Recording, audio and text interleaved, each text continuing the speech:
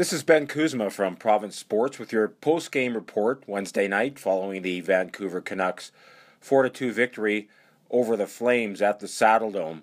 Like any opening game, there were some things you'd like and some things you'd probably like to forget about what occurred on the ice. Let's start with the good. I mean, obviously, the win counts. The first NHL head coaching victory for Willie Desjardins, and the one thing he couldn't argue with after the game was the fact that he got a lot of effort, he got a lot of try.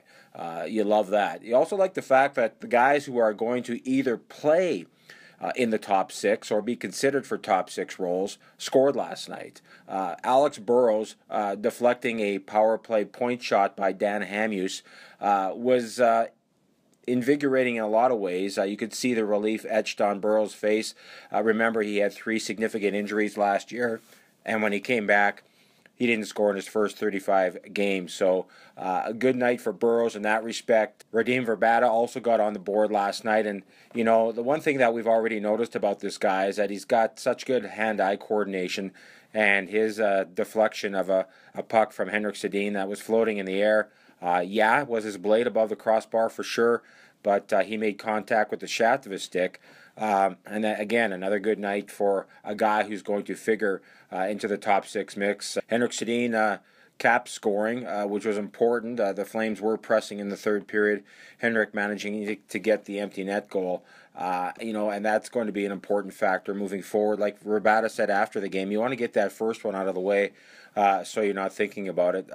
Which, of course, brings us to Zach Kassian. And you know, Zach's had interesting study. A guy who was playing on the third line last night has top 6 line aspirations. He won't get there by taking the bad interference penalty he took last night, but he might get there after the goal he scored. A real good 3-way passing play. Lyndon Vay in the corner getting the puck to Richardson. Richardson finding Kassian, who not only went to open ice but buried the biscuit, and that was an encouraging thing. It wasn't all good, let's not kid ourselves. I mean, 7 turnovers last night. The first Calgary goal was gift-wrapped by Jannik Hansen, who went down like a tent at the Calgary blue line, easily shoved down.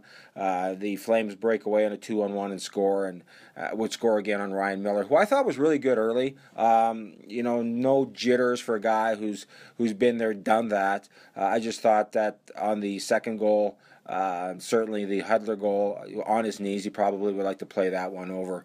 Like I mentioned earlier, 7 turnovers aren't going to cut it. Either is the effort in the face-off circle. And, you know, say what you want about Ryan Kessler moving on to Anaheim and being granted his wish. They really missed the guy in the circle. I mean, the Canucks only won 39% of the draws and only 24% in the first period. Nick Bonino, who blocked 2 shots on a 5-on-3 power play in the first period, would only win 1 of 8 draws in the first period, but would rebound to finish at 43%. But collectively, the Canucks have to find a battle level. The skill, it's a skill that you can teach.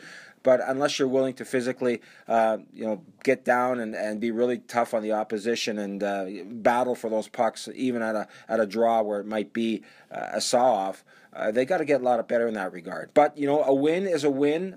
You get the first one out of the way, and it was probably more of a game of survivor last night. So we'll move on to Saturday night, the opener against the Edmonton Oilers.